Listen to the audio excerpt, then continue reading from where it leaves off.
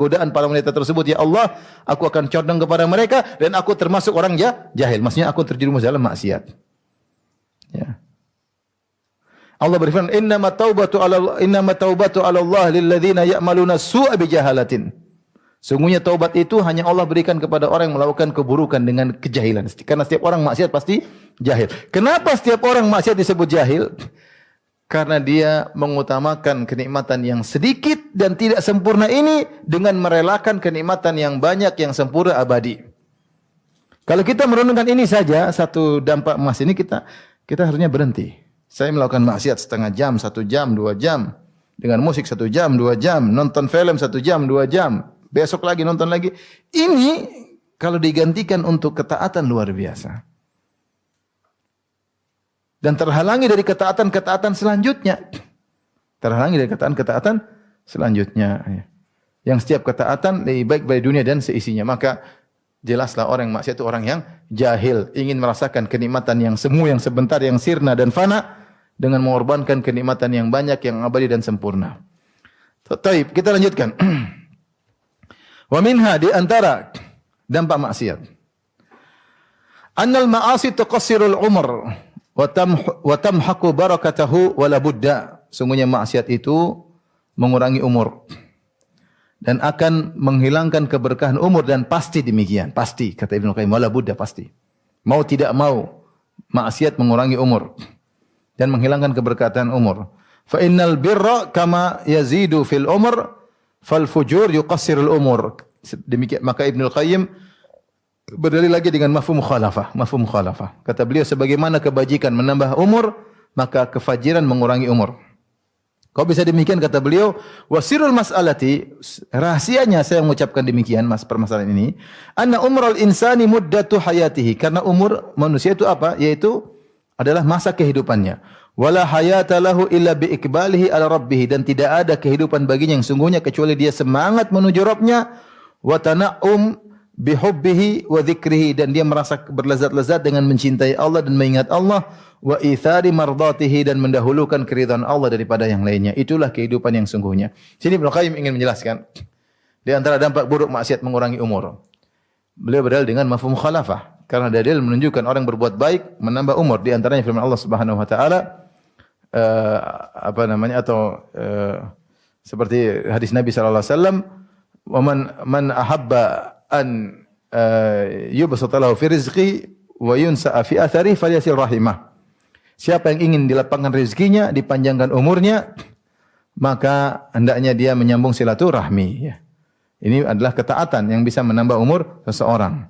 Kalau begitu sebaliknya, kalau dia melakukan kemaksiatan akan mengurangi umurnya. Akan mengurangi umurnya. Siapa yang jujur akan menambah keberkahan umurnya, siapa yang bohong akan mengurangi keberkahan umurnya. Nah, berkurangnya umur atau bertambahnya umurnya ada beberapa pendapat di kalangan para ulama. Mengkerucut pada 2 pendapat. Pendapat pertama, bahwasanya orang yang berbuat maksiat dikurangi umurnya, maksudnya dikurangi keberkahannya. Dikurangi keberkahan. Benar, umurnya mungkin tidak berkurang secara tahun, tapi secara hakikat berkurang. Kenapa? Karena tidak berkah. Dan ini yang disyaratkan oleh Ibnu Qayyim rahimahullahu taala. Kata beliau, sesungguhnya kehidupan seorang adalah bagaimana ketika dia menuju kepada Allah, bagaimana ketika dia mencintai Allah, bagaimana ketika dia mengingat Allah, bagaimana ketika dia mendahulukan keridhaan Allah. Itulah kehidupan yang sungguhnya. Selain daripada itu, maksiat bukan kehidupan. Bukan kehidupan yang sungguhnya. Maka semakin banyak dia maksiat, semakin kehidupan yang hakiki semakin sedikit. Logikanya demikian. Ya, ini kehidupannya segini misalnya. Kalau diisi dengan ketaatan, semua itulah kehidupan yang sungguhnya. Tapi kalau isi maksiat, maka bagian kehidupan yang untuk ketaatan semakin sempit, semakin sempit. Karena maksiat semakin banyak, maka kehidupan yang untuk ketaatan semakin sempit. Inilah kehidupan sungguhnya, maka berkurang secara otomatis. Berkurang. Karena umur yang sesungguhnya adalah umur untuk ketaatan kepada Allah. Wa ma khalaqtul jinna wal insa illa liya'budun. Tidaklah aku ciptakan jin manusia kecuali untuk beribadah kepada Allah. Nah, ketika umur tidak digunakan untuk beribadah, sama saja umur yang terbuang. Maka umur dia yang produktif, yang sungguhnya yang bermanfaat bagi dia semakin sedikit. Ini pendapat pertama yang mengatakan bahwasanya berkurangnya umur karena maksiat adalah ditinjau dari keberkahan, tidak berkah umurnya. Pendapat yang kedua mengatakan umurnya benar-benar berkurang. Umurnya berkurang, cepat mati. Orang seperti begini cepat cepat mati, benar-benar umurnya berkurang ya. Allah alam bisawab, tapi intinya kita mau katakan benar-benar umur berkurang secara hakiki atau keberkahan yang berkurang, sungguhnya maksiat punya pengaruh. Punya pengaruh terhadap umur seseorang. Tapi kita lanjutkan. Wa minha, ini mungkin poin yang terakhir. Annal ma'asiya tazra'u amsalaha. Ini yang saya singgung tadi. Kemaksiatan itu akan menanam yang semisalnya, memunculkan yang semisalnya. Dia tanam. Wa yuwallidu ba'daha ba'dhan, dan suatu maksiat akan memunculkan, melahirkan maksiat yang lain. Hatta ya'izza 'alal abdi mufaraqatuha, sampai seorang hamba merasa berat untuk meninggalkan maksiat tersebut, wal khuruju minha, dia tidak mampu untuk keluar dari maksiat tersebut. Kama qala ba'dhus salaf, sebagaimana perkataan sebagian salaf, inna min uqubati sayyi'ah as-sayyi'ata ba'daha. Sungguhnya hukuman bagi maksiat adalah maksiat setelahnya. Wa inna min thawabil hasanati al-hasanata ba'daha. Dan sungguhnya merupakan ganjaran bagi kebaikan adalah kebaikan selanjutnya. Ya. Kaidah tadi yang sudah kita singgung. Allah mengatakan tentang kebaikan, wa may yaktarif hasanatan nazid lahu fiha husna. Siapa yang melakukan kebaikan, kami tambah kebaikan. Hal jazaa'ul ihsani illal ihsan. Tidak ada kebalasan kebaikan kecuali kebaikan lagi. Ya. Lilladzina ahsanu al-husna wa ziyadah. Bagi orang yang berbuat ihsan dapat ihsan. Bagi orang yang berbuat ihsan dapat husna. Ya, jadi kebaikan melahirkan kebaikan yang selanjutnya. Kebaikan melahirkan ini nyata kalau kita misalnya anak lah kita taruh ke pondok atau kita taruh ke Madinah, dia akan mendatangkan kebaikan-kebaikan berikutnya. Lingkungannya, situasinya, waktunya, teman bergaulnya.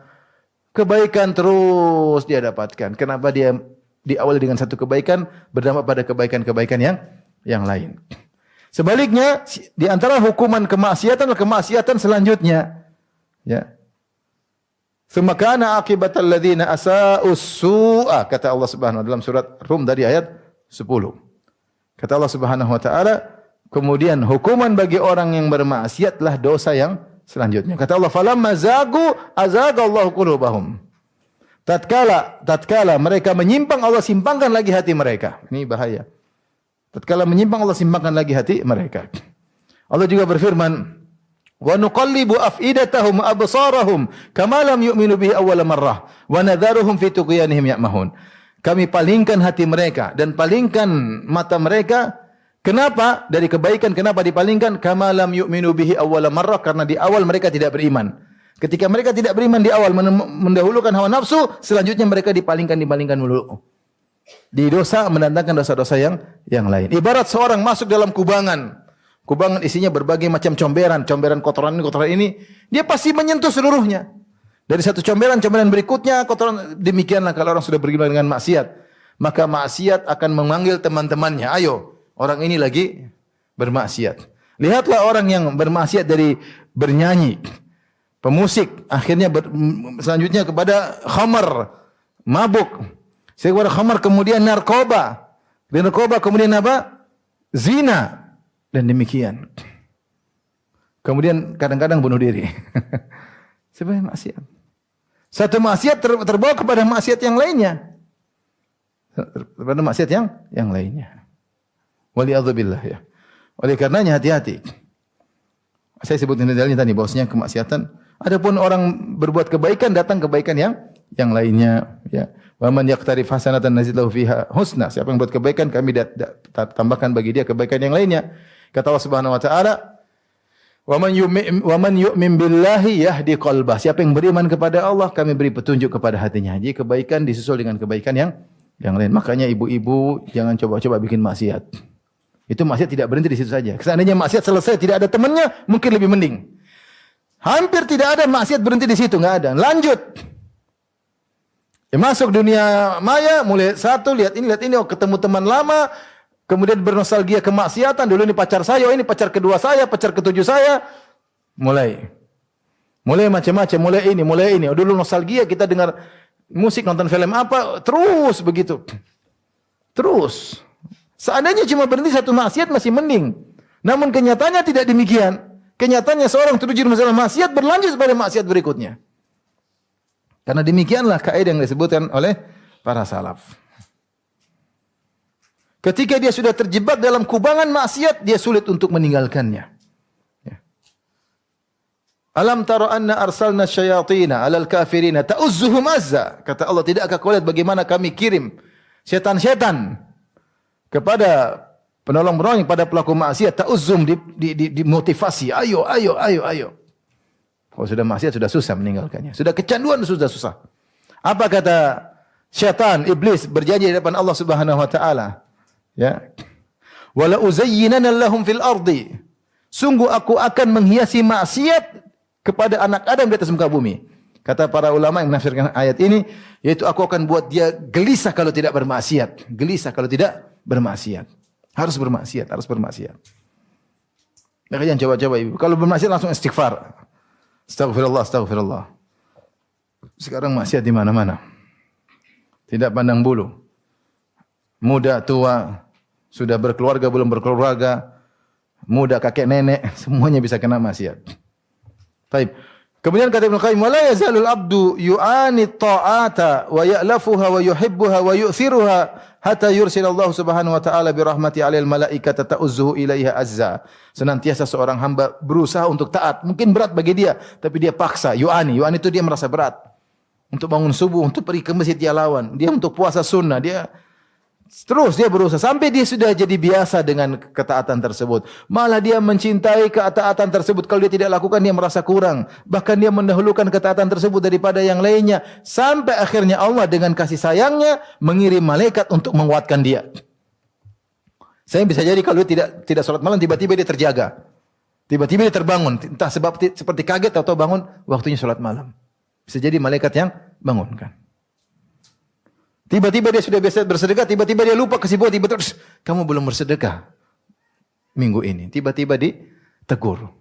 Allah kirimkan penolong untuk mengingatkan dia. Kenapa? Dia sudah berusaha dan berusaha. Wa tuharriduhu alaihi, menyemangati dia untuk melakukannya. Wa tus'ijuhu an firashihi wa majlisi ilaiha, membuat dia gelisah, dia tidur terus gelisah, dia harus bangun salat. Dia di rumah tidak mau pengajian, saya harus berangkat ke masjid. Gelisah kalau dia tidak melakukan. Kenapa? Ada malaikat yang bikin dia gelisah. Ada malaikat yang bikin dia gelisah untuk ketika tidak melakukan ketaatan. Dia gelisah. Sebaliknya, wala yazalu ya'laful ma'asi wa yuhibbuha. Senantiasa seorang melakukan maksiat, mencintainya, wa yu'thiruha, bahkan dia mendahulukan maksiat daripada yang lain. Hatta yursilallahu alaihi syayatin fata'uzzuhum ilaiha azza, maka Allah kirimkan setan-setan untuk memotivasinya, memprovokasinya. Dia tidak nyaman kalau tidak bermaksiat. Fal awwala qawwa jundat ta'ati bil madad fasaru min akbari a'wanihi wa hadha qawwa jundal ma'siyati bil madad fakanu a'wanan alaihi. Maka yang pertama Allah menguatkan pasukan ketaatan, Allah kirim dengan bil madad, dengan bantuan. Allah ketaatan, Allah bantu dengan bantuan-bantuan malaikat. Maka jadilah malaikat-malaikat tersebut ya menjadi kekuatan besar untuk menolongnya sehingga dia semangat melakukan ketaatan. Yang satu sebaliknya, Allah kirim untuk pasukannya kemaksiatannya setan-setan. Maka setan-setan tersebut merupakan penolong yang paling kuat untuk membuat dia terjerumus dalam maksiat. Demikian saja yang dirahmati Allah Subhanahu wa taala kajian kita, insyaallah kita lanjutkan pada kesempatan berikutnya, masih lanjut pada sebab akibat atau akibat dosa pada pertemuan yang ketiga insyaallah taala. Wabillahi taufiq wal hidayah. Assalamualaikum warahmatullahi wabarakatuh.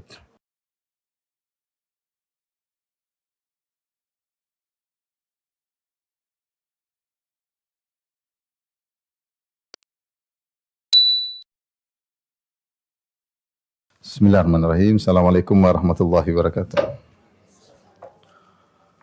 Alhamdulillah, alhamdulilladzi ahsana, alhamdulillah.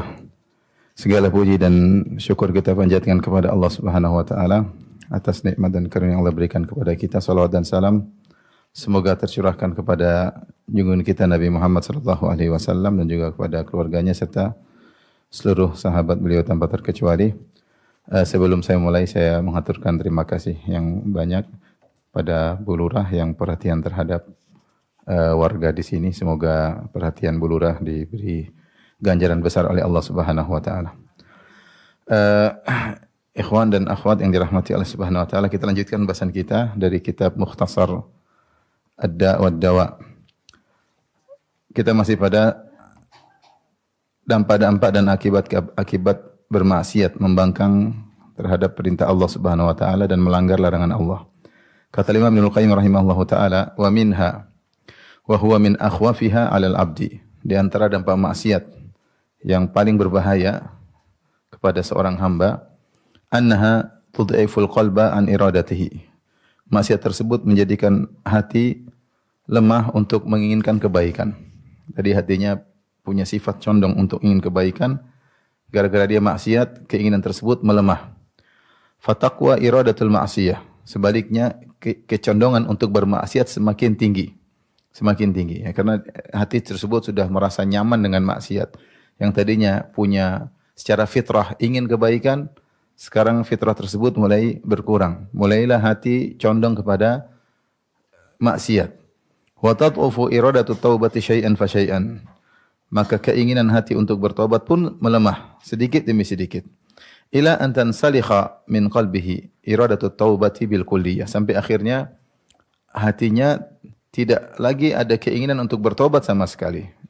Sehingga dia terjerumus dalam maksiat, bergelimang dalam maksiat dan tidak terbetik dalam hatinya untuk tobat. Sebelumnya dia masih ada ingin tobat, maksiat hatinya tidak nyaman. Ketika bermaksiat, hatinya menjadi risau dan ada keinginan untuk taubat, ada keinginan untuk taubat, ada keinginan untuk kembali kepada kebaikan. Namun keinginan tersebut karena dia terus bermaksiat semakin melemah sampai hilanglah dari hatinya keinginan untuk taubat.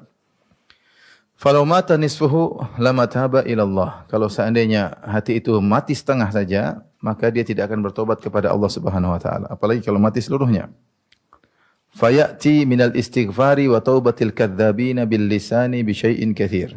Kata Ibnu Qayyim rahimahullahu taala, mungkin lisannya beristighfar. Mungkin lisannya mengucapkan taubat, tapi taubatnya pendusta. Taubat dusta. Kenapa? Kenapa dikatakan Ibnu Qayyim meskipun dia mengucapkan astaghfirullah wa atubu ilaihi, astaghfirullah rabbighfirli wa tubu alayya innaka tawwabur rahim. Tapi dustanya banyak. Kenapa? Wa qalbuhu ma'qudun bil ma'siyati. Musirrun 'alaiha, sementara hatinya masih ingin bermaksiat, masih ingin bermaksiat. Azimun 'ala muwaqa'atiha mata amkanahu, dan dia masih pingin kapan lagi bisa bermaksiat jika memungkinkan. Dan kita tahu bahwasanya syarat tobat itu, Pak, syarat tobat itu harus al-azm ala adamil audah. Para ulama mengatakan syarat tobat 3. Pertama meninggalkan, kedua menyesali, yang ketiga bertekad untuk tidak mengulangi. Baru tobat diterima. Adapun seorang mengatakan astaghfirullah wa atubu ilaik, ya Allah ampunilah aku, ya Allah aku bertobat kepadamu, tapi dalam hatinya masih pingin. Kenapa? Sudah kecanduan. Dia kecanduan, ya. Maka ini hanyalah orang pendusta dalam tobatnya. Wa hadza min a'zamil amrad wa aqrabiha ilal halak. Dan ini adalah penyakit yang paling bahaya dan paling mendekatkan kepada kebinasaan. Dia sudah malas bertobat. Kalaupun dia bertobat mungkin dalam majelis, tapi hatinya masih pingin maksiat. Rindu ingin maksiat. Rindu ingin, misalnya dia berzina, rindu kepingin ketemu pasangan selingkuhnya tersebut. Kalau dia hobi nonton yang film, enggak dia rindu nanti malam kapan bisa nonton lagi. Kalau dia canduan misalnya narkoba, dia bilang nanti malam saya ingin beli lagi. Percuma dia bilang saya bertobat, tapi hatinya condong, candu, bahkan menanti kapan datang waktu tersebut, itu waktu yang bahagia yang dia nanti-nantikan. Maka kalaupun dia bertobat, makin tobat para pendusta. Ini subhanallah di antara perkara yang sangat ditakutkan Ibnu Qayyim. Orang kalau fitrahnya masih baik, ketika dia melakukan maksiat, dia pasti dia ada rasa enggak enak, dia pasti ada kegelisahan. Dia pasti kenapa saya kok begini? Mungkin dia mencela, kenapa saya kok begini? Saya ingin seperti dulu tapi saya tidak bisa. Ini sudah hilang semuanya, sudah enggak ada. Hatinya sudah rusak. Sehingga keinginan bertobat pun hilang. Kalaupun dia bertobat hanya dusta. Waliyadzubillah. Tapi yang kedua, wa minha annahu yansalikhu minal qalbi istikbahuha fatasiru lahu 'adatan. Ini juga sangat berbahaya. Ketika seorang senantiasa bermaksiat, sebenarnya hati itu punya fitrah membenci maksiat tersebut. Tapi lama-lama kebencian tersebut mulai hilang. Tadinya benci maksiat, tapi dia karena sudah kecanduan, dia tahu ini jelek. Tapi karena dia kecanduan, mulailah rasa jelek terhadap maksiat tersebut mulai hilang. Fala yastakhbihu min nafsihi ru'yatan nasi lahu wala kalamuhum fihi. Akhirnya lama-lama dia cuek aja, dia tidak merasa dirinya harus malu. Ketika dia melakukan maksiat dilihat orang, dia pun tidak malu. Bahkan ketika orang-orang ngomongin dia, dia pun cuek. Ya, dia pun cuek. Wa hadza inda arbabil fusuqi huwa ghayatu tahattuk wa tamamul ladzah. Maka kondisi seperti ini di sisi para pelaku kefasikan, bos-bos kefasikan yang suka melakukan kemaksiatan, makinlah puncak daripada merobek rasa malu. Ya, dia sudah tidak punya rasa malu, dia robek rasa malu. Wa tamamul ladzah, bahkan dia merasa berlezat-lezat ketika disaksikan oleh orang lain. Seperti yang kita lihat zaman sekarang, kita lihat beberapa kejadian orang kemudian dia melakukan maksiat, mungkin dia berzina, mungkin dia melakukan hal yang tidak senonoh, dia shooting dirinya kemudian dia sebar. Dia tidak langsung begitu, ya. Tapi perlahan-lahan tadinya dia enggak enak, dia malu ketakutan orang, lama-lama sudah tidak ada rasa lagi bahwa perbuatan itu buruk. Lama-lama dia malah senang kalau lihat orang. Lama-lama dia malah ceritakan kepada orang. Lama-lama dia banggakan kepada orang lain maksiat yang dia lakukan. Lama-lama dia shooting, dia sebar. Ya. Wa yuhadditsu biha man lam ya'lam annahu amilaha. Maka karena dia sudah tidak punya malu lagi, bahkan dia merasa lezat dengan dilihat oleh orang, akhirnya dia cerita kepada orang lain. Orang yang tidak tahu maksiat yang dia lakukan. Fayaqul, maka dia berkata, ya fulan, amiltu kadza wa kadza. Wahai fulan, saya telah melakukan maksiat ini dan itu. Padahal orang tersebut tidak tahu. Inilah yang disebutkan oleh Nabi sallallahu alaihi wasallam dalam hadis, kama qala Nabi sallallahu alaihi wasallam, Rasulullah SAW bersabda, kullu ummati mu'afan illal mujahirin. Semua umatku mu'afa. Mu'afa itu dari al-afiyah, yaitu selamat. Sebagian orang menterjemahkan setiap umatku dimaafkan. Salah. Bukan ma'ufun anha, tapi bahasa Arabnya kullu ummati mu'afan. Mu'afan itu dari al-afiyah. Setiap umatku selamat. Meskipun konsekuensi selamat dimaafkan. Seluruh umatku akan selamat, maksudnya selamat dari azab neraka jahanam, selamat dari siksa kubur misalnya, selamat dari azab hukuman di dunia. Illal mujahirin, kecuali orang yang terang-terangan bermaksiat, mereka tidak selamat. Tidak selamat di dunia, tidak selamat di alam barzah, tidak selamat di akhirat kelak. Wa inna minal ijhar an yasturallahu al-abda thumma yusbihu yafdahu nafsahu.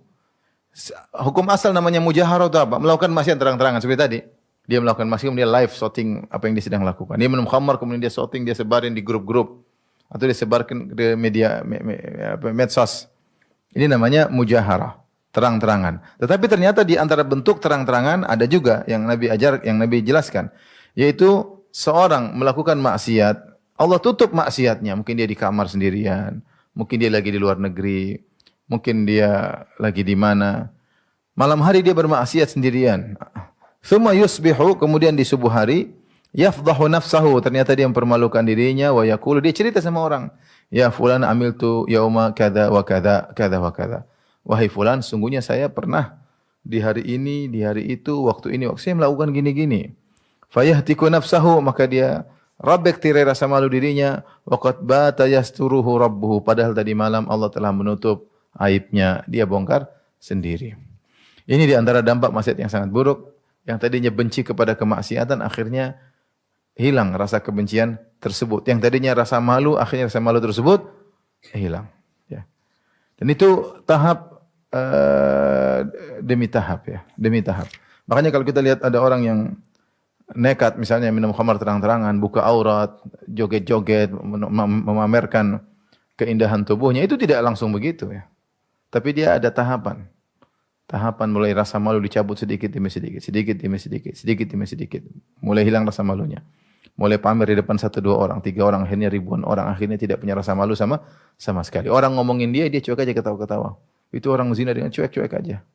Lihatlah sebagian orang-orang tukang korupsi, rasa malunya udah hilang. Ya. Malunya udah hilang. Bahkan ditangkap korupsi masih gini-gini. Ketangkap korupsi, tidak punya rasa malu, masih gaya-gaya begini. Tidak ada rasa malu. Saya pernah pergi ke penjara suka miskin, ketemu koruptor-koruptor. Sebagian mereka dengan gayanya begini. Masih sombong, subhanallah. Tidak ada kelihatan wajah menyesal, habis makan uang rakyat, tidak ada sama sekali. Dia enggak tahu itu hisabnya panjang. Dia enggak tahu akan nuntut kepada dia banyak orang. Ya, dia enggak tahu dia akan sengsara di alam barzah. Sekarang pun dia sudah gelisah, tapi rasa malu sudah hilang. Sudah hilang. Dan bukti lagi, betapa banyak orang dikorupsi, sudah ditangkap, keluar, masih nyalon lagi. Tidak punya rasa malu. Itu di antara akibat maksiat. Di antara akibat maksiat. Tidak punya rasa malu. Ya. Kemudian juga sebagian artis, selingkuh sama ini, udah ketahuan selingkuh lagi, enggak ada masalah. Enggak ada masalah. Kenapa rasa malu sudah dicabut? Orang mau ngomongin dia malah enjoy, malah senang kalau diomongin. Kalau bisa menjadi buah bibir. Itu tidak terjadi begitu saja, tapi tahapan. Waliyadzubillah, mengerikan. Dia menyangka dengan begitu dia bahagia. Kebahagiaan itu seorang wanita di rumahnya, baca Al-Quran, melayani suami, ngurus anak-anak, ketawa dengan keluarga, itu kebahagiaan, bukan menjadi buah bibir orang. Taib. Wa minha, di antara dampak buruk kemaksiatan. Anna kulla ma'siyatin minal ma'asi hiya mirathun an ummatin minal umam allati ahlakaha Allahu azza wa jalla. Sungguhnya setiap maksiat itu adalah warisan dari umat-umat yang Allah binasakan. Kata pepatah walikulli qaumin warith. Setiap kaum ada warisannya. Setiap kaum itu ada warisannya. Semua kerusakan yang ada sekarang ada sebelumnya kaum yang mendahulunya. Dan semua kebaikan yang terjadi sekarang ada juga pendahulunya yang baik-baik. Seperti para nabi, para rasul, mereka mewariskan ilmu yang bermanfaat. Kata Nabi sallallahu alaihi wasallam, al-anbiya al-ulama warathatul anbiya. Sungguhnya para ulama adalah pewaris para nabi. Wal anbiya'u lam yuwarrithu dinaran wala dirhaman wa innama warrathul ilma. Para nabi itu tidak mewariskan dinar dan dirham, tetapi para nabi itu mewariskan ilmu. Faman akhadhahu faqad akhadha bihazzin wafir. Siapa yang mengambil ilmu agama, sungguh dia telah mengambil warisan para nabi dengan pengambilan yang banyak. Dia mengambil bagian besar dari warisan para nabi. Maka sebagaimana para nabi mewariskan ilmu dan amal soleh, siapa yang berilmu dan amal soleh, dia telah mengambil warisan para nabi. Para nabi tidak pernah meninggalkan dinar dan dirham. Semua yang mereka tinggalkan, ma taraknahu sadaqah, akan menjadi sedekah. Tapi yang tetap terus mengalir adalah ilmu dan amal. Maka seorang kalau menuntut ilmu dan mengamalkannya, maka dia telah mengambil warisan para nabi. Ternyata umat-umat yang binasa, seperti umat misalnya Nabi Hud, Nabi Saleh, Nabi Lut, Nabi Musa, Nabi Nuh, ini juga mereka punya warisan-warisan. Maksiat-maksiat yang mereka tinggalkan yang kemudian ditiru oleh para pewarisnya. Jadi masing-masing punya warisan, tinggal kita mengambil warisan siapa? Mengambil warisan para nabi ya ilmu dan ketaatan. Mengambil warisan umat-umat yang dibinasakan, silakan bermaksiat. Silakan bermaksiat. Apa kata Ibnu Qayyim rahimahullah taala? Fallutiyah mirathun an qaumi Lut. Maka maksiat homoseksual adalah warisan dari kaum Lut. Kaum Lut ini yang pertama kali melakukan homoseksual ya. Atatuna al-fahishata ma sabaqakum biha min ahadin minal alamin. Innakum latatuna ar-rijala syahwatan min dunin nisa. Kata Nabi Lut alaihissalam menasihati mereka, apa kalian melakukan perbuatan keji, perbuatan buruk, yaitu melakukan homoseksual yang tidak pernah dilakukan oleh umat-umat sebelum kalian. Sungguhnya kalian mendatangi para lelaki, lelaki mendatangi para lelaki, ya, sementara wanita kalian tinggalkan. Ini yang mempelopori maksiat inilah kaum Nabi Lut. Kemudian diwariskan kepada umat-umat setelahnya. Maka siapa yang terjerumus dalam dosa ini, dosa homoseksual ya, maka dia sungguhnya telah mengambil warisan dari kaum Nabi Lut yang Allah binasakan dengan penuh kehinaan. Yang Allah angkat, kemudian dibalik, dijatuhkan, kemudian ditimpa dengan hujan batu ya. Kemudian mereka masuk dalam bumi, kemudian disiram malam barzah sampai selamanya hari kiamat. Baik, yang berikutnya misalnya wa akhdhul haqqi bizzaid wa daf'uhu bin naqis mirathun an qaumi Syuaib. Kalau ada orang yang mengambil haknya berlebihan, haknya mungkin 100 dia ambil 120, atau dia memberikan hak orang lain dengan kurang, hak orang lain 100 dia kasih 80. Dia mengambil haknya berlebihan dan dia mengurangi hak orang lain, maka ini warisan dari kaum Nabi Syuaib. Kaum Nabi Syuaib yang mengurangi timbangan dan takaran. Mereka gara-gara mengurangi timbangan dan takaran, mereka dibinasakan oleh Allah Subhanahu wa taala. Lihatlah sebagian orang seperti itu. Entah jual gas, entah jual bensin, entah jual solar, entah jual beras, dikurangi takaran, timbangan atau literan dikurangi. Tidak banyak-banyak, sedikit. Kalau banyak mungkin ketahuan, tapi dia mengurangi sedikit. Padahal Allah mengatakan wailul lil mutaffifin, celaka bagi orang yang mengurangi takaran sedikit. Tatfif itu sedikit. Tatfif sedikit, ya. Ini dia jual dengan dikurangi. Ini warisan dari mana? Warisan dari kaum Nabi Syuaib, ya. Ini sangat berbahaya, ya. Berapa banyak orang yang mereka zalimi. Berapa banyak orang yang zalimi. Jual gas tulisannya sekian kilo. Kenyataannya kurang. Taruhlah 4 kilo, saya enggak berapa. Saya enggak pernah beli gas kecil-kecil gitu. Taruh beli gas, ya. 4 kilo misalnya, ternyata isinya cuma 3,5 misalnya ya. Membohongi masyarakat. Ya. Membohongi masyarakat. Mau untung berapa sih? Untung juga buat apa? Buat makan, mau beli mobil, terus sudah. Mau untung banyak juga enggak bisa diapa-apain uang tersebut, mau diapain. Kita ini kalau punya uang banyak, terlalu punya uang, beli rumah, beli ini, beli tanah, terus ini mau ngapain kalau tanah banyak? Memang mau jalan-jalan terus ke tanah-tanah itu? Kan enggak juga. Mau rumah banyak yang dipakai cuma satu, ke sana cuma satu. Mobil 10 yang pakai 10 langsung enggak kan enggak. Dipakai satu, yang 9 dipakai sama supir. Seperti itu. Ya, tapi orang udah kalau sudah tenggelam dengan dunia, susah. Makanya Syuaib mengatakan kepada kaumnya, baqiyatullahi khairul lakum. Sungguhnya yang kalian miliki sudah baik. Sudah cukup sebenarnya, sudah berkah. Justru orang-orang yang tamak seperti ini biasanya bukan orang miskin, bukan orang miskin.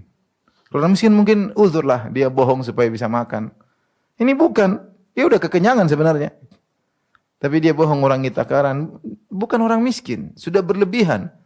Tapi tadi sudah dapat warisan mau diapain? Warisannya kaum Nabi Syuaib. Dapat warisan bohongin orang, warisan ngurangi takaran. Warisan ngurangi timbangan. Kemudian wal ulu fil ardi bil fasadi mirathun an qaumi fir'aun. Yang berikutnya di antara warisan umat-umat yang dibinasakan adalah sombong di atas muka bumi dan melakukan kerusakan. Inilah warisan dari kaum Fir'aun. Fir'aun sombong, ya. Ala fil ardi, sombong di atas muka bumi. Kemudian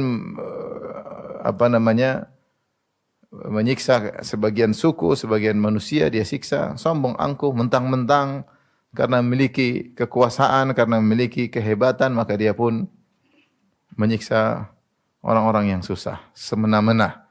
Entah karena dia memiliki harta yang banyak semena-mena kepada yang susah, entah karena dia memiliki jabatan seperti Fir'aun yang tinggi, maka dia semena-mena kepada orang di bawah, entah karena dia jumlahnya banyak, dia arogan kepada yang jumlah sedikit. Itu banyak sekarang. Itu semua warisan dari kaum Fir'aun. Mentang-mentang dia yang orang banyak, maka dia tinggal ngusir sana, ngusir sini, mentang-mentang. Dia pikir tidak ada balasannya di alam barzah. Dia pikir Allah tidak balas di dunia nanti sebelum matinya. Dia pikir tidak dibalas di akhirat. Mentang-mentang arogan. Itu banyak. Mentang-mentang anak pejabat lah, mentang-mentang organisasinya besar lah, mentang-mentang waliyadzubillah. Ini semua warisan dari siapa?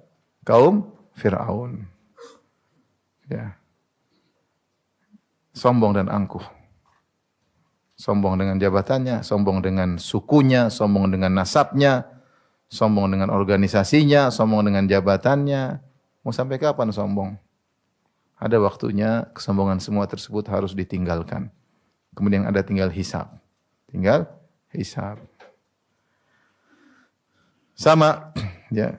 Kesombongan tersebut juga adalah warisan dari kaum Hud. Wa takabburu wa tajabburu mirathun an qaumi Hud. Sungguhnya kesombongan, keangkuhan adalah warisan dari kaum Hud. Kaum Hud yang diberi kelebihan oleh Allah berupa kekuatan yang hebat dengan tubuh yang besar. Ya. Allah menyebutkan wazadahum fil khalqi bastah, ya. Wazadakum fil khalqi bastah. Allah tambah tubuh yang hebat kepada kaum Hud. Saking hebatnya tubuh mereka, mereka merasa mereka yang paling kuat dan mereka sombong. Kata Allah Subhanahu wa taala, wa amma 'adun fastakbaru fil ardi bighairil haqqi wa qalu man ashaddu minna quwwah. Adapun kaum 'Ad, yaitu kaumnya Nabi Hud alaihi salam, maka mereka sombong di atas muka bumi tanpa hak untuk sombong. Wa qalu man ashaddu minna quwwah, kata mereka siapa yang lebih kuat daripada kami? Saking mereka mentang-mentang badannya besar, kuat. Allah binasakan dengan angin yang membasmi mereka, membunuh mereka, bukan besi, bukan api, bukan batu. Allah kirim angin. udara menghabisi mereka yang sombong dengan tubuh yang kuat tersebut. Maka kesombongan, keangkuhan ini adalah warisan dari kaum Nabi Hud, yaitu kaum Ad. Maka ibu-ibu yang dirahmati oleh Subhanahu wa taala, jangan sombong-sombong ya. Jangan mentang-mentang. Ada yang mentang-mentang karena cantik atau merasa cantik padahal tidak cantik, padahal biasa-biasa aja. Ya, dia mungkin di kampung cantik, kalau di Jawa, di Jakarta biasa-biasa aja. Ya.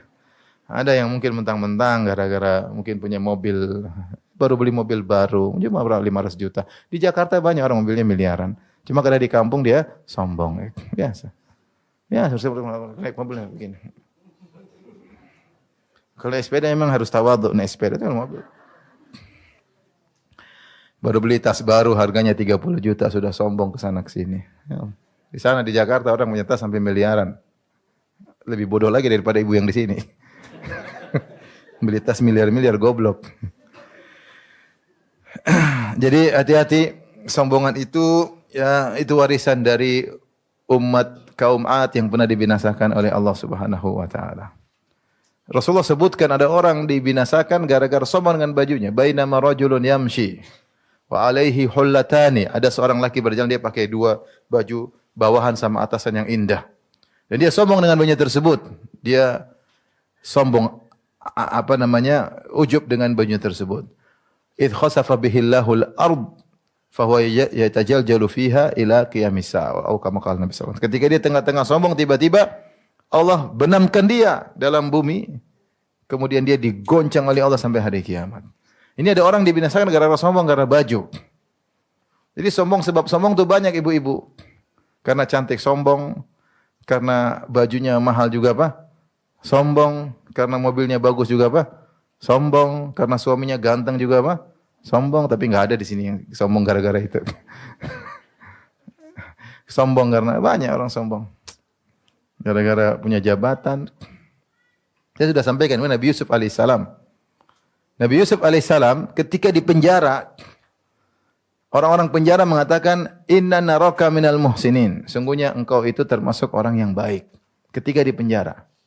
Terus tiba-tiba dia jadi penguasa. Jadi menteri keuangan negeri Mesir. Semua keputusan pengeluaran keuangan, kemasukan, keluar semua yang ditentukan. Orang-orang juga mengatakan, Inna naraka minal muhsinin. Setelah dia jadi penguasa pun dia dikenal sebagai orang yang sangat baik kepada orang lain. Lihat, dari susah jadi kaya tidak berubah sifatnya, perangai. Dan itu perkara yang menakjubkan bagi Nabi Yusuf alaihissalam. Kita orang-orang di sini, atau di dunia ini, kalau baru kaya, sombong. OKB, orang kaya baru. Atau OBK ya, orang baru kaya. Udik. Udik. Baru jadi pejabat, udik. Baru tahu-tahu dapat warisan, punya uang banyak, udik. Berubah sikapnya, teman-teman mulai dilupakan, melihat dengan sinis. Semua itu warisannya kaum Ad. Sombong. Tapi ibu-ibu di sini insya Allah enggak sombong. Karena tidak ada yang mau disombongkan. Taib fal'asi, maka kesimpulannya kata Ibnu Qayyim rahimahullahu taala, fal'asi labisun thiyaba ba'dhi hadhihi al-umam wa hum a'da'ullah, maka pelaku maksiat telah memakai baju dari pakaian umat-umat, sebagian umat-umat yang dibinasakan, dan mereka adalah musuh-musuh Allah. Maka berbahagialah seorang yang mendapatkan warisan para nabi. Meskipun orang bangga dengan harta dan kekayaan dan popularitas, dia bahagia bisa mendapatkan warisan para nabi, itu ilmu yang dia pelajari dengan penuh kesabaran. Ya, sedikit demi sedikit dia berusaha memahami, dia berusaha mengamalkan. Maka dia telah mendapatkan kebahagiaan yang besar. Kata Nabi sallallahu alaihi wasallam, "Qad akhadha bi hadzin wafir." Dia telah mengambil bagian besar dari warisan para nabi. Dan cukup merupakan kehinaan ketika seorang melakukan maksiat-maksiat yang itu merupakan warisan dari umat-umat terdahulu yang dibinasakan oleh Allah Subhanahu wa taala. Baik, kita lanjutkan. Kata Ibnu Qayyim rahimahullahu taala, "Wa minha annal ma'siyata sababun li hawanil 'abdi 'ala rabbih wa suqutihi min 'ainihi." Pelaku maksiat, maksiat adalah sebab hinanya seorang hamba di sisi Allah dan jatuhlah dia dari mata Allah Subhanahu wa taala. Tadinya Allah muliakan dia. Tadinya Allah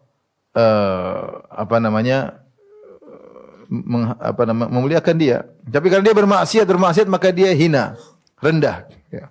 Seperti kita melihat seorang melakukan suatu keburukan, sudah jatuh di mata saya.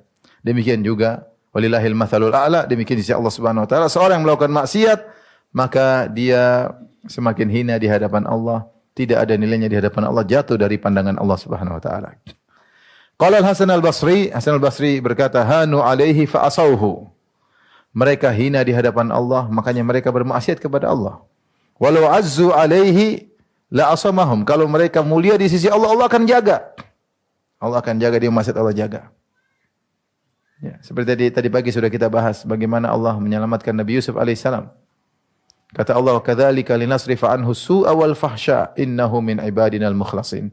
Sungguh kami ingin memalingkan Yusuf dari perbuatan keji dan perbuatan zina. Padahal dia sudah digoda luar biasa oleh Zulaikha dalam kesendirian. Kemudian Zulaikha cantiknya luar biasa, kemudian sudah menghias dirinya cantik dan kecantikan, orang kaya dan yang lainnya. Tapi Yusuf selamat. Kenapa? Karena dia sangat bernilai di sisi Allah Subhanahu wa taala. Kenapa? Dia ikhlas kepada Allah Subhanahu wa taala. Artinya Ibnu Qayyim mengatakan, sebagian dinukil perkataan Hasan al-Basri, kalau orang hina di hadapan Allah, Allah akan biarkan dia maksiat. Ngapain dijaga orang ini?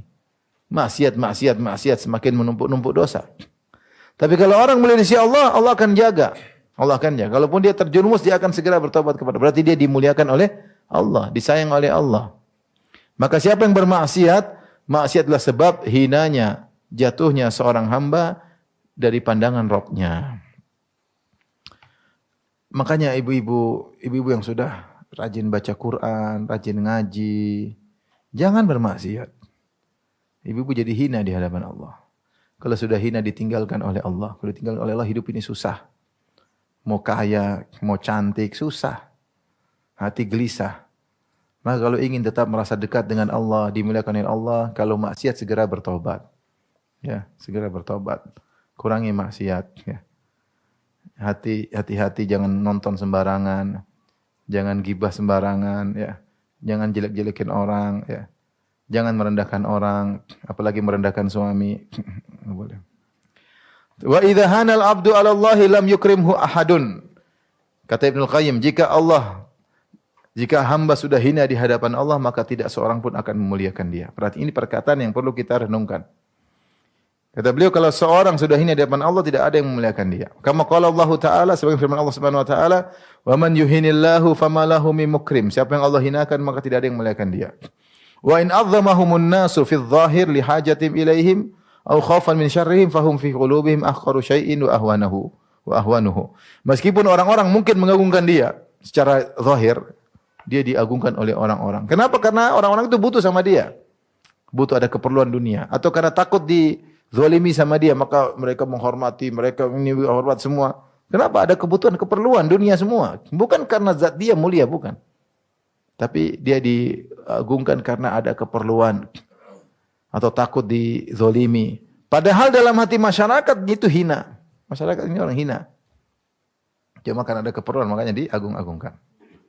Atau mungkin yang memuliakan dia orang sama dia, itu mungkin sama dia, ya sama-sama ya, tukang maksiat, ya. Maka saling menghormati di antara mereka. Tapi intinya kita juga menjelaskan orang yang bermaksiat terhina di sisi Allah. Semakin banyak maksiat semakin hina. Sehingga akhirnya Allah tinggalkan. Dia dibiarkan tenggelam dalam maksiat, ya. Tidak dijaga oleh Allah Subhanahu wa taala. Kemudian berikutnya wa minha, di antara dampak maksiat, annal 'abda la yazalu yartakibu dzamba hatta yahuna 'alaihi wa yasghura fi qalbihi. Seorang hamba terus melakukan dosa-dosa sehingga dosa-dosa tersebut menjadi ringan di hatinya dan menjadi kecil di hatinya. Wa dzalika alamatul halak, yaitu meremehkan maksiat. Maksiat tadi merasa besar bagi dia, rasa akhirnya biasa. Seperti orang ketika mungkin mau korupsi, pertama ambil dikit deg-degan. Tapi terus lama-lama biasa, semua orang juga korupsi, semua orang juga dia merasa ringan. Tidak ada deg-degan lagi. Sinyal dari hatinya untuk menegur sudah hilang. Kenapa? Lama-lama dia biasa dengan maksiat. Seorang mungkin bohong, kalau dia bohong dia merasa gelisah. Aduh saya tadi bohong, aduh saya salah ngomong. Itu kalau pertama kali bohong. Aduh saya tadi bohongin suami. Tapi sudah 10 kali bohong, biasa aja. Sudah terbiasa. Atau seorang suami bohongin istri. Aduh saya tadi bohongin istri saya. Saya bohongin teman saya. Tapi lama-lama sekali, 2 kali, 7 kali, 10 kali, 20 kali, udah biasa. Enggak ada.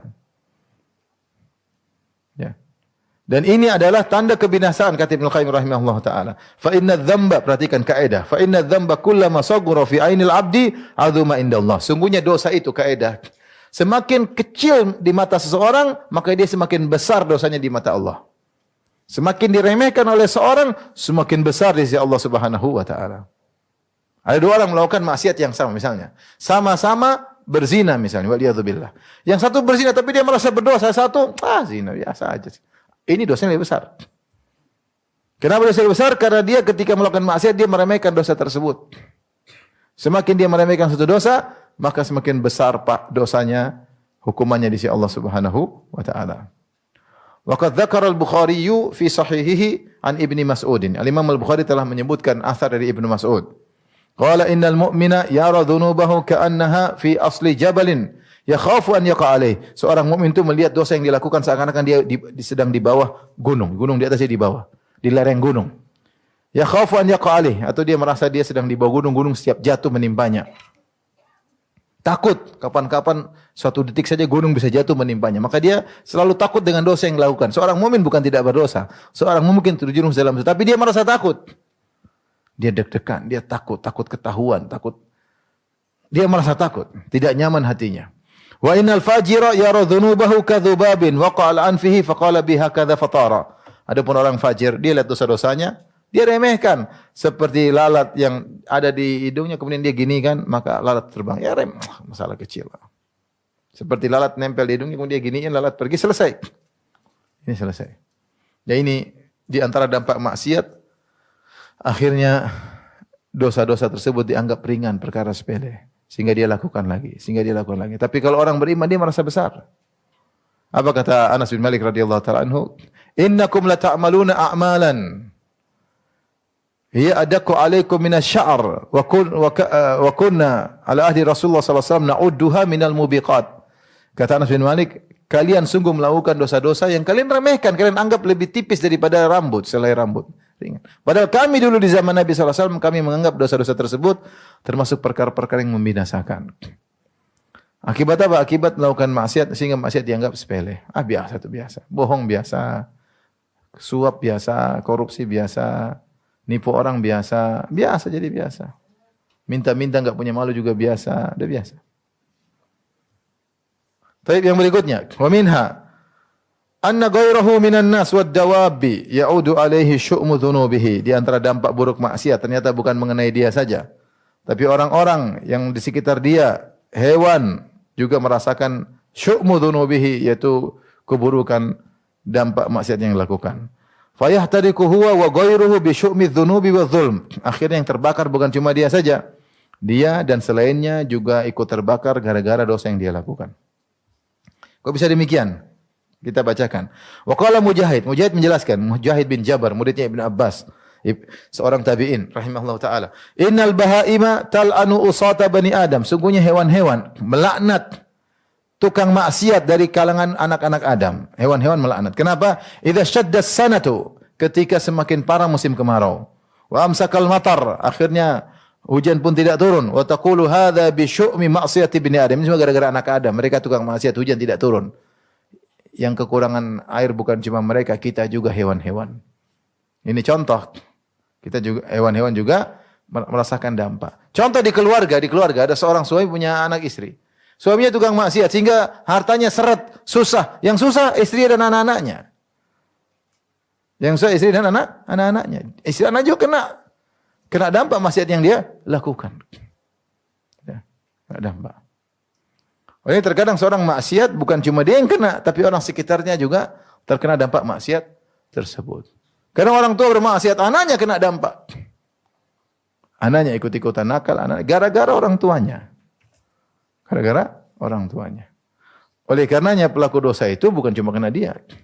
Dari sini sebenarnya menyebutkan kenapa ketika Rasulullah menyebutkan tentang keutamaan orang yang berilmu. Kata Nabi SAW, wa innal alim la yastaghfir lahu man fis samawati man fil ardi hatta al-hitani fil bahr. Sungguhnya orang alim itu akan dimohonkan ampunan, semua mendoakannya di langit maupun di bumi mendoakan ampunan buatnya sampai ikan di lautan. Maka timbul pertanyaan, kenapa ikan di lautan mendoakan orang alim? Kata para ulama, karena ikan di lautan pun merasakan dampak kebaikan orang alim. Kenapa orang alim akan melarang orang-orang yang melakukan maksiat? Sehingga kalau ketika orang-orang bertakwa, Allah akan bukakan kebaikan langit dari langit dan bumi. Walau anna ahlal qura amanu wattaqau la fatahna 'alaihim barakatim minas samai wal ard. Kalau seandainya penduduk suatu negeri bertakwa, kami akan berikan curahkan keberkahan langit dan bumi. Tapi kalau orang bermaksiat, apa yang terjadi? Zaharal fasadu fil barri wal bahri. Akan nampak kerusakan di lautan. Dan kalau sudah nampak kerusakan di lautan, ikan juga kena dampak. Ya, seperti tadi Ibnu Qayyim sudah jelaskan. Gara-gara manusia bermaksiat, hujan tidak turun-turun. Yang ikut merana adalah hewan-hewan juga. Maka seorang berfikir, jangan dia mau menang sendiri. Dia mau lezat-lezat sendiri, dia mau maksiat sendiri, dia mau nonton seenaknya. Ingat, istri anaknya juga kena dampak. Ingat. Dia mau lihat cewek-cewek yang haram untuk dia lihat, ya. Kali bersendirian. Ingat, bukan cuma kena kamu aja, kena anak istri juga gara-gara kamu. Ibu juga gitu, ibu-ibu ya. Jangan kemudian buka Facebook, kemudian teman-teman lama, cowok-cowok lama. Ini cowok saya pertama, cowok saya kedua. Qadarullah dapat cowok ketujuh suami saya. Nah, iya, kemudian dia mulai menghayal yang hal-hal yang haram, kemudian dampaknya nanti kena suami dan anak-anak juga. Maka seorang jangan egois untuk merasakan kelezatan berdampak pada orang-orang di sekitarnya. Hati-hati ibu-ibu, ini dunia medsos, dunia maksiat. Ya, dunia maksiat. Jangan gara-gara kita ingin menyenangkan diri kita, kemudian berdampak pada anak-anak kita. Kasihan anak-anak kita. Ya. Anak kita, kasihan keluarga kita. Waspada. Tapi yang berikutnya, wa minha annal ma'siyata turithu dhulla wa la budda. Fa innal 'izza kullal 'izzi fi ta'atillah. Sungguhnya maksiat itu akan mewariskan kehinaan, kerendahan. Seorang akan merasakan kehinaan ketika dia bermaksiat. Meskipun orang mengagungkan dia, dia tahu dirinya hina. Dia tahu. Mau dia paksa-paksakan jiwanya hebat? Enggak. Dia tahu jiwanya hina. Kenapa dia melanggar perintah-perintah Allah? Fa innal 'izza kullal 'izzi fi ta'atillah. Sungguhnya kejayaan dan kemuliaan dalam ketaatan kepada Allah. Sebaliknya orang, dia bertakwa meskipun orang depan dia, mungkin bos, mungkin pejabat, mungkin orang hebat, dia tetap merasa dirinya mulia. Kenapa? Dia dekat dengan Allah Subhanahu wa taala. Mungkin pakai kendaraan biasa, mungkin bajunya biasa, dia merasa mulia. Kenapa? Karena dia taat kepada Allah dengan ketaatan yang benar. Sebaliknya seorang mungkin dia memiliki kemewahan, kekayaan, mungkin dihormati orang, tapi kalau dia bermaksiat, dia tahu jiwanya hina. Dia tahu. Kata Allah Subhanahu wa taala, "Man kana yuridul 'izzata falillahil 'izzatu jami'a." Siapa yang menghendaki kejayaan, maka kejayaan semuanya milik Allah Subhanahu wa taala. Ai falyatlubha bi ta'atillah, fa innahu la yajiduha illa fi ta'atihi. Maksudnya Allah mengatakan, maka carilah kejayaan dengan taat kepada Allah. Sungguhnya dia tidak akan mendapatkan kejayaan kecuali dengan taat kepada Allah Subhanahu wa taala. Wa kana min du'a'i ba'dhi salaf, sebagian para ulama salaf dahulu berdoa, Allahumma a'izzani bi ta'atik wa la tudhillani bi ma'siyatik. Ya Allah, muliakanlah aku dengan taat kepadamu dan jangan kau rendahkan aku dengan bermaksiat kepadamu. Berkata Hasan al-Basri. Wa qala Hasan al-Basri. Hasan al-Basri berkata, "Innahum wa in taqtaqat bihimul bighalu wa hamlajat bihimul baradhin inna dhullal ma'siyah la yufariqu qulubahum aballahu illa an yudhilla man asahu." Kata dia, ini tentang orang kaya yang bermaksiat. Kata Sebasi, meskipun mereka ini orang yang menaiki tunggangan, yang begol kemudian mengapakkan kakinya untuk karena ada orang besar di atasnya, ya. Atau al-baradhin maksudnya adalah kuda atau begol. Itu dia tunggangan yang hebat. Yang orang tersebut mengepak-ngepakkan kakinya. Intinya dia orang hebat. Orang semua lihat dia hebat karena dia tunggangan yang hebat, tunggangan yang mewah. Tetapi kata Hasan al-Basri, sungguhnya kehinaan maksiat tidak terlepas dari hati mereka. Tidak terlepas dari hati mereka. Allah tidak memberikan, Allah hanya memberikan kehinaan kepada orang yang bermaksiat kepadanya. Dan ini peringatan bagi kita bahwasanya meskipun kita memiliki sebab-sebab kejayaan secara duniawi, apa sebab-sebab kita jaya? Kita punya harta, kita punya jabatan, kita punya popularitas, orang hormat sama kita. Tapi kalau kita maksiat, yakinlah dalam diri kita itu hina. Kita tidak bisa hilang dari hati kita. Tidak bisa hilang. Meskipun kelihatannya mewah. Kalau zaman sekarang mobil mewah, turun dari mobil mewah, percuma. Kehinaan tersebut akan melekat di hati. Allah cabut kejayaan dari hatinya. Kenapa? Dia bermaksiat kepada Allah Subhanahu wa taala. Tanya seorang lelaki yang suka selingkuh, apa dia merasa hebat? Tidak. Meskipun dia naik mobil mewah, meskipun dia naik pesawat pribadi, tetap hina dalam hatinya. Dia ada merasakan kehinaan. Kenapa? Tukang selingkuh. Tukang selingkuh.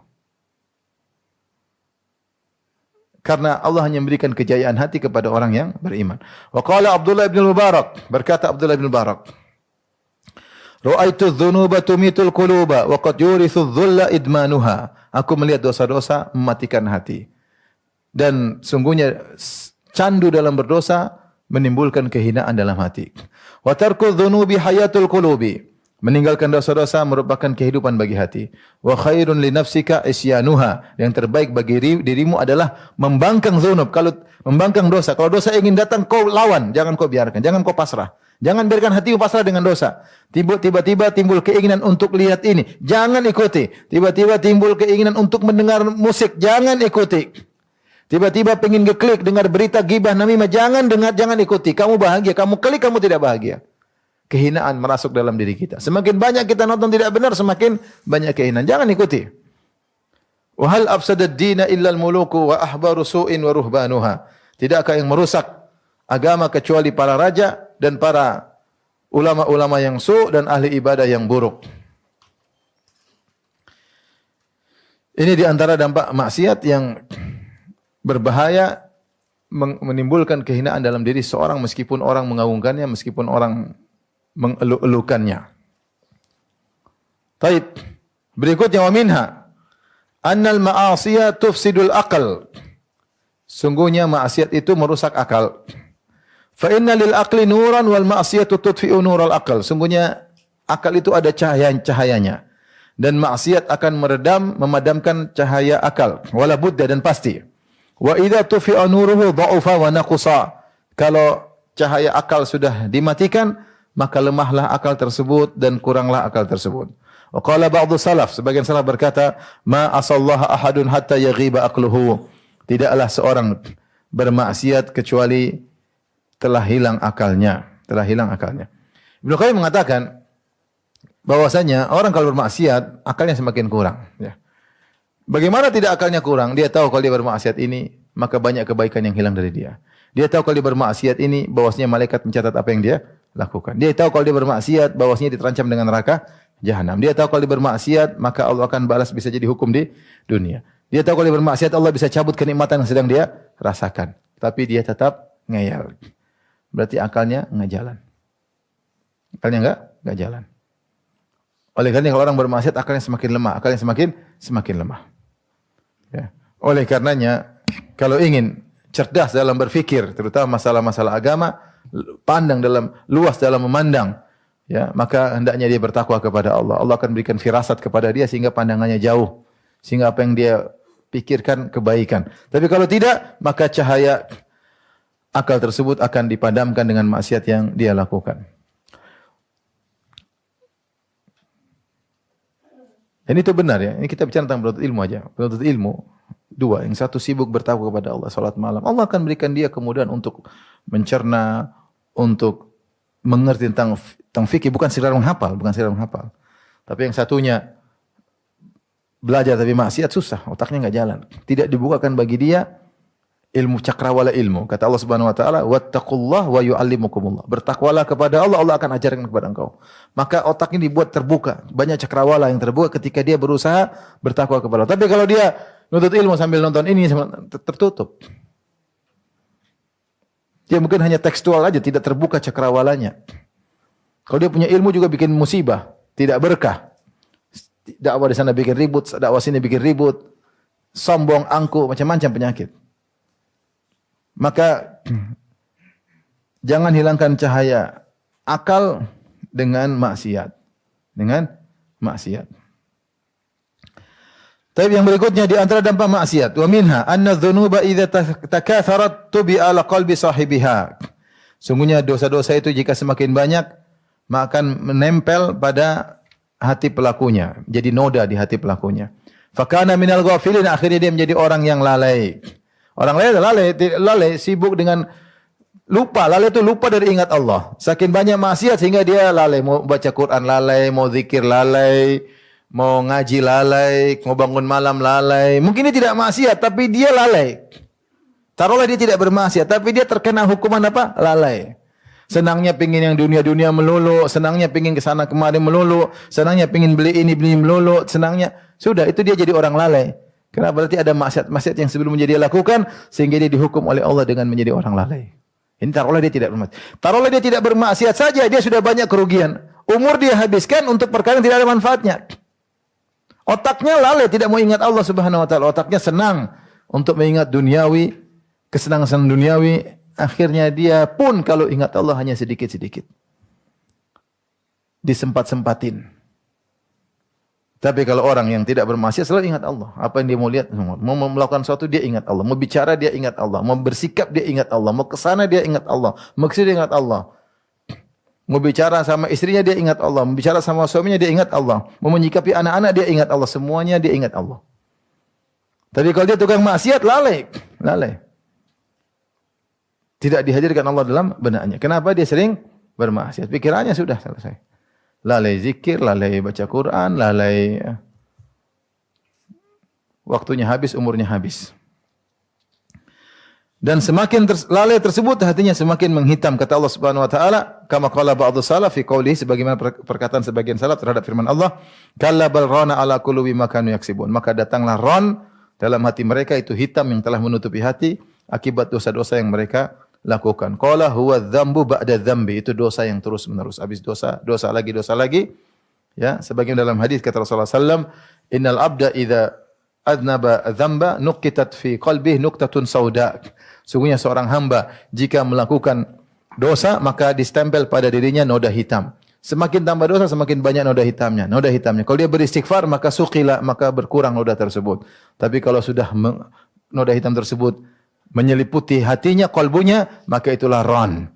Itulah ran, noda hitam yang telah menyelimuti hati. Maka ini yang menjadikan orang suka lalai. Maka ibu-ibu yang dirahmati Allah Subhanahu wa taala, kita renungkan diri kita sejauh mana kita lalai. Mungkin karena maksiat yang kita lakukan. Coba kurang-kurangi bermedsos, kurang-kurangi. Kurang-kurangi ngomongin orang. Kurang-kurangi membangkang sama suami, kurang-kurangi ya. Jangan-jangan gara-gara kita begitu akhirnya kita lalai ya. Ya, kurang-kurangi kita nonton drama Korea ya. Ya. Bukan dikurangi, hilangkan, jangan kurangi. Ustaz sehari sekali aja, jangan berhenti. Berhenti, jangan kurang-kurangi, berhenti. Kalau enggak nanti lalai. Coba renungkan sehari ini saya ngapain? Banyak lalainya atau banyak zikirnya? Kalau banyak lalainya udah itu kita udah kena itu. Pikirannya apa? Sibuknya apa? Sibuknya ke sini, mau ke sana, mau beli ini, mau beli anu, mau jalan ke sini. Ah, sudah itu. Sudah lalai itu. Lalai. Sudah ke sana kemari mulai jadi bahan cerita berikutnya. Oh, saya kemarin ke sana, ke ini, beli anu, beli ini, pamer-pamer, selesai. Kalau enggak ke sana gibah sama ini, gibah sama sana, cerita sana, cerita sini, selesai habis waktu. Ini orang lalai. Ah, berarti ada maksiat yang kita lakukan. Segera kita introspeksi diri. Taib. Wa minha, di antara dampak maksiat, anna dzunuba tudkhilul 'abda tahta la'nati Rasulillah. Sebenarnya mengatakan ghaflah itu seperti kalau kita tubuh ada waktunya kita tidur, kita lupa. Hati pun demikian, ada waktunya tidur dia lalai, dia tidak ingat sama Allah, dia lalai, sibuk karena sibuk dengan perkara-perkara yang banyak, lupa sama Allah Subhanahu wa taala. Itulah namanya lalai. Taib. Wa minha anna dzunuba tudkhilul 'abda tahta la'nati Rasulillah sallallahu alaihi wasallam. Di antara dampak maksiat, dosa-dosa itu memasukkan hamba terkena laknat Rasulullah. Orang yang melakukan dosa-dosa dia bisa terkena doa laknat Rasulullah sallallahu alaihi wasallam. Fa innahu la'ana ala ma'asin wa ghairuha akbar minha. Ya, karena Rasulullah sallallahu melaknat maksiat-maksiat sementara ada maksiat yang lebih besar daripada maksiat-maksiat seperti itu. Maksudnya Ibnu Qayyim ingin menyatakan ada maksiat-maksiat yang Rasulullah laknat, apalagi yang besar-besar. Yang segini saja sudah dilaknat oleh Nabi sallallahu alaihi wasallam, apalagi yang lebih besar. Fahiya aula bidukhuli fa'iliha tahta la'nah. Maka siapa yang melakukan dosa-dosa lebih besar daripada yang dosa yang Nabi laknat, lebih utama untuk terkena laknat. Contoh, fala anal washimata wal mustaushimah. Maka Rasulullah melaknat tukang tato dan yang minta untuk ditato. Wal wasilata wal mustausilah. Rasulullah melaknat penyambung rambut dan wanita yang minta disambung apa? Rambutnya. Ini semua urusan kecantikan. Kecantikan bikin bahaya nih. kecantikan yang tidak benar, tidak ikut aturan, membuat dia terlaknat oleh Allah Subhanahu wa taala. Kemudian namisah wal mutanammisah, ya. Yaitu namisah yang mencabut bulu-bulu di wajahnya atau di ini dicabut semua. Ini juga terlaknat, dicabut bulu-bulu alisnya. Cabut kasih spidol. Spidol begini, spidol begini. Tidak cantik padahal enggak tahu orang-orang saya. Saya lihat dia tidak tertarik lihat kayak begitu. Cuma mau kasih garis. Kecuali kalau mungkin dia ada penyakit. Ini enggak sengaja dia apa? Dihabis. Saya tahu ada yang berpenyakit ada. Tidak tumbuh sama sekali. Mungkin ada uzur, tapi ini enggak. Ini dia kikis, kemudian dia kasih spidol.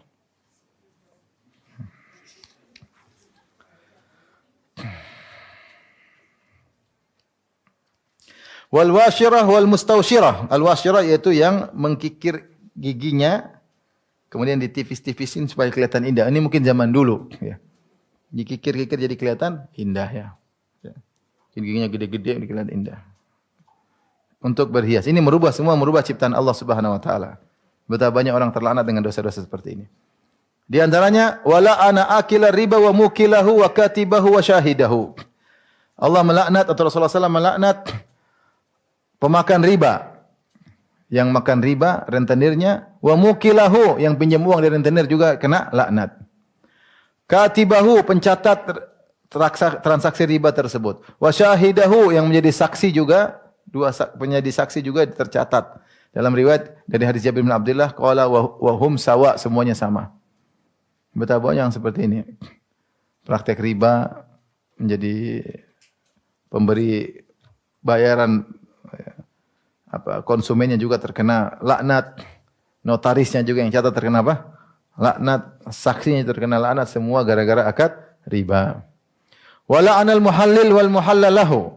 Demikian juga Rasulullah melaknat muhallil dan muhallalahu. Itu orang yang sudah menikah sudah dicerai 3 kali supaya dia bisa kembali lagi kepada suami pertamanya, maka suaminya yang pertama yang sudah mencerai istrinya talak 3 kan tidak boleh kembali. Dia sewa orang. Udah kamu nikahi istri saya, kamu jangan korek-korek. Habis itu kamu ceraikan. Atau kamu korek sekali aja. Habis itu kamu ceraikan, kemudian kembali lagi sama saya. Ini terlaknat semuanya. Yang menghalalkan itu, yang minta untuk dihalalkan juga terlaknat. Wala anas sariq, demikian juga orang yang melakukan pencurian juga dilaknat oleh Rasulullah sallallahu alaihi wasallam. Ini dosa-dosa menunjukkan banyak pelaku dosa dilaknat. Nah, siapa yang melakukan dosa dia terkena cipratan laknat tersebut. Laknat terjauhkan di rahmat Allah. Orang kalau sudah terjauhkan dari rahmat Allah, kasihan dia. Kasihan dia. Dia mau macam-macam, mau gaya, mau terkenal, mau populer, percuma. Dia jauh dari rahmat Allah, percuma. Semakin banyak maksiat, semakin terlaknat, semakin terjauhkan dari rahmat Allah. Apa yang bisa buat kita masuk kalau bukan rahmat Allah? Apa yang bisa buat kita bahagia kalau bukan rahmat Allah? Apa yang bisa kita tersenyum dengan senyuman yang tulus kalau bukan rahmat Allah Subhanahu wa taala? Apa yang buat kita bisa bahagia kalau bukan rahmat Allah? Apa yang buat kita bisa bangun malam kemudian kita menangis minta kepada Allah, bukan rahmat Allah? Sampai ada seorang disebut dalam sebagian cerita, ada seorang budak wanita, dia bangun di malam hari kemudian dia berdoa. Dalam doanya didengar oleh majikannya, dia bilang, "Ya Allah, karena Engkau mencintaiku, maka begini-begini." Dia bertawasul dengan sifat cinta Allah. Dia bilang, "Ya Allah, karena Engkau mencintaiku, maka begini. Setelah dia sholat, tuannya bilang, "Dari mana kamu tahu Allah mencintaimu?" Kata budak wanita tersebut, "Allah mencintaiku karena aku dibangunkan sholat malam, sementara kamu dibiarin tidur." Ya, rahmat Allah. Kalau kita jauh rahmat Allah, mau apain? Mau duit banyak, mau mobil mewah, mau rumah 10, mau mobil 20, mau perusahaan sebanyak-banyaknya, kalau nggak dirahmati Allah, percuma. Apalagi sudah miskin enggak dirahmati Allah. Wong kaya aja repot, apalagi rumah kontrak. Suami pungka pas-pasan, motor rusak-rusak, terus maksiat. Kasihan. Yang berikutnya, yang terakhir yang kita bahas pada kali ini, hirmanu da'wati Rasulillah sallallahu alaihi wasallam wa da'watil malaikah. Siapa yang melakukan maksiat maka dia terhalangi tidak mendapatkan doa Rasulullah untuknya dan doa malaikat. Fa inna Allah, ini sebaliknya, kalau tadi melakukan maksiat dapat laknat, sebaliknya terhalangnya dari doanya Rasulullah, doa kebaikan dan doa malaikat kebaikan untuknya. Fa inna Allah subhanahu amara nabiyahu an yastaghfiral mu'minu wal mu'minat. Sungguhnya Allah memerintahkan Nabi sallallahu alaihi wasallam untuk mohon ampunan bagi kaum mukminin kaum mukminat. Qala ta'ala, alladzina yahmiluna al-arsya wa man hawlahu yusabbihuna bihamdi rabbihim wa yu'minuna bihi wa yastaghfiruna lilladzina amanu rabbana wasi'ta kulla syai'in rahmatan wa ilma faghfir lilladzina atabu wattaba'u sabilaka wa qihim adzabal jahim rabbana wa adkhilhum jannati adnin allati wa'adtahum man salaha min abaihim wa azwajihim wa dhurriyyatihim innaka antal azizul hakim wa qimus sayyi'at wa man taqi sayyi'ati yawma idzin faqad rahimta wa dzalika huwal fawzul azim. Dalam ayat ini Allah memerintahkan malaikat mendoakan orang-orang yang beriman. Saya bacakan. Alladzina yahmiluna arsy, sungguhnya para malaikat yang memikul arsy Allah. Wa man haulahu, dan malaikat yang berada di sekitar arsy Allah. Yusabbihuna bihamdihi rabbihim, mereka memuji Allah, bertasbih kepada Allah. Wa yu'minuna bi, dan mereka beriman kepada Allah. Wa yastaghfiruna lilladzina amanu, dan malaikat-malaikat tersebut mohon ampunan bagi orang-orang yang beriman. Mereka berdoa, Rabbana wasi'ta kulla syai'in rahmatan wa ilma. Ya Rabb kami, sungguhnya rahmatmu meliputi segala sesuatu dan ilmumu meliputi segala sesuatu. Faghfir lilladzina tabu wattaba'u sabilak, maka ampunilah orang-orang yang bertaubat dan mengikuti jalanmu. Wa qihim adzabal jahim, ya Allah lindungilah mereka dari adab yang pedih. Rabbana wa adkhilhum jannati adnin lati wa'adtahum, ya Rabb kami, masukkanlah mereka ke dalam surga yang abadi yang telah kau janjikan kepada mereka. Wa man salaha min abaihim wa azwajihim wa dzurriyyatihim, bukan cuma mereka saja ya Allah, ini doa malaikat semua ini. Masukkan pula orang tua mereka yang saleh. Masukkanlah pasangan-pasangan istri mereka, suami mereka yang saleh. Wa dzurriyyati, masukkan juga keturunan mereka dalam surga. Innaka antal azizul hakim, sungguhnya engkau adalah maha perkasa dan maha bijaksana. Wa qihimus sayyiat, lindungilah mereka dari keburukan-keburukan. Wa man taqi sayyiati yauma idzin faqad rahimtah, siapa yang kau lindungi keburukan pada hari tersebut, hari kiamat, faqad rahimtah, sungguhnya engkau telah merahmatinya. Wa dzalika fawzul azim, itu adalah kemenangan yang besar. Ini doa malaikat. Fa hadza du'aul malaikati lil mu'minin taibin. Inilah doa para malaikat untuk orang yang beriman dan yang bertaubat. Al muttabi'ina li kitabi wa sunnati rasulih, yang mengikuti Al-Qur'an dan mengikuti sunnah Rasulullah sallallahu alaihi wasallam. Alladzina la sabila lahum ghairuhuma, yang tidak ada jalan bagi mereka kecuali hanya Al-Quran dan Sunnah. Mereka tidak punya jalan lain kecuali Al-Quran Sunnah, Al-Quran Sunnah, Al-Quran Sunnah. Fala yatma'u ghairu haula'i bi ijabati hadhihi da'wah idh la yattasifu bi sifatil mad'u'i lahu biha. Maka orang yang tidak memiliki sifat ini jangan berharap didoakan oleh para malaikat. Jangan berharap dikabulkan doa malaikat untuk mereka karena mereka tidak memiliki sifat-sifat ini. Wallahul musta'an, kepada Allah tempat mohon pertolongan. Ini yang saya sampaikan pada kesempatan kali ini. Semoga Allah menjauhkan kita dari dosa-dosa, dan kalaupun kita berdosa segera kita dianugerahi bertobat kepada Allah Subhanahu wa taala. Tidak ada kata terlambat. Kita enggak tahu umur kita kapan selesai. Setiap hari kita semakin mendekat kepada Rabbul Alamin. Detik-detik dilewati, menit-menit, tahun-tahun, maka semakin dekat pertemuan kita dengan Allah Subhanahu wa taala. Usahakan kita bertemu dengan Allah dalam kondisi terbaik, dalam kondisi iman terbaik, dalam kondisi akhlak yang terbaik, dalam kondisi ibadah yang terbaik, sehingga kita meninggal dalam kondisi yang terbaik. Semoga Allah menganugerahkan kepada kita husnul khatimah. Baik, demikian saja apa yang saya sampaikan. Kurang lebihnya saya mohon maaf. Wabillahi taufiq wal hidayah. Assalamualaikum warahmatullahi wabarakatuh.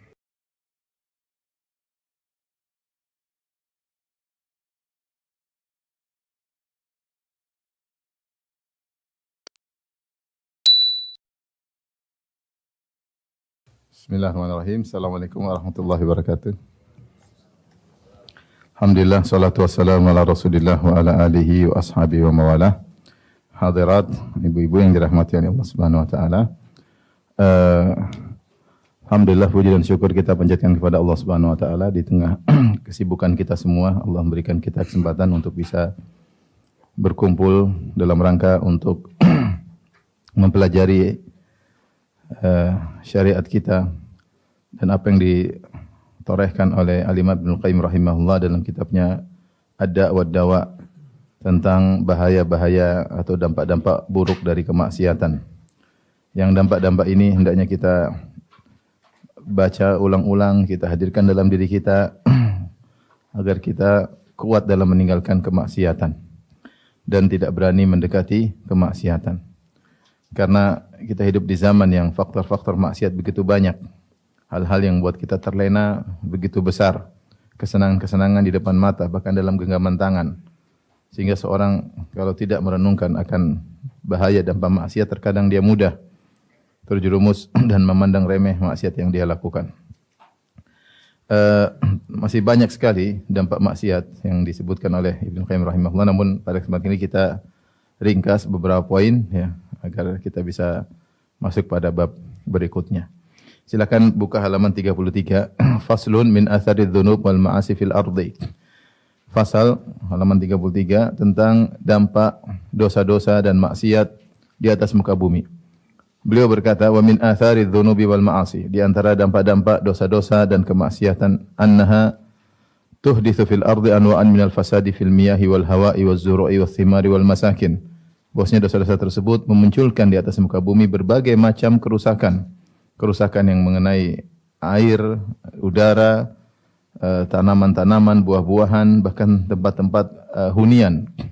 Qala ta'ala, "Dhahara al-fasadu fil barri wal bahri bima kasabat aydin nas liyudhiqahum ba'dhal ladzi 'amilu la'allahum yarji'un." Telah nampak kerusakan di daratan maupun di lautan akibat ulah perbuatan tangan-tangan manusia. Allah nampakkan kerusakan tersebut liyudhiqahum, agar Allah membuat mereka merasakan ba'dhal ladzi 'amilu, sebagian dari dampak yang mereka lakukan. La'allahum yarji'un, semoga mereka sadar. Ini dalil yang sangat tegas bahwasanya seluruh kerusakan yang terjadi di atas muka bumi terkait dengan air, terkait dengan udara, terkait dengan tanaman, terkait dengan buah-buahan, terkait dengan lokasi hunian, semuanya adalah akibat maksiat. Mungkin seorang ketika bermaksiat dia tidak menentukan apa sih saya cuma satu orang bermaksiat, apakah maksiat saya akan pengaruhi kejadian atau peristiwa-peristiwa alam. Yang berpikir seperti itu mungkin bukan kita sendiri atau bukan dia sendiri. Semua orang melakukan maksiat tidak memikirkan akan hal ini, tapi ketika terakumulasi begitu banyak orang bermaksiat, maka terjadilah apa yang terjadi. Terjadi apa yang terjadi. Oleh karena ketika terjadi malapetaka, bencana, nasihat yang paling terbaik adalah segera kembali kepada Allah Subhanahu wa taala. Namun kita dapati hampir jarang ada dai-dai yang berani menyampaikan akan hal ini. Ketika terjadi kerusakan, bencana, malapetaka, wabah, mereka selalu kembalikan kepada sebab-sebab duniawi. Ini adalah perkara biasa, ini karena pergantian musim, ini karena ini karena ini karena pergerakan lempeng kerak bumi, tabrakan dan macam-macam, tabrakan lempeng kerak bumi, pergeseran, sehingga tidak dikembalikan kepada akibat dosa-dosa yang dilakukan ya. Padahal sudah jelas Allah menyatakan tidaklah ada kerusakan di atas muka bumi, di daratan, di lautan kecuali akibat perbuatan manusia.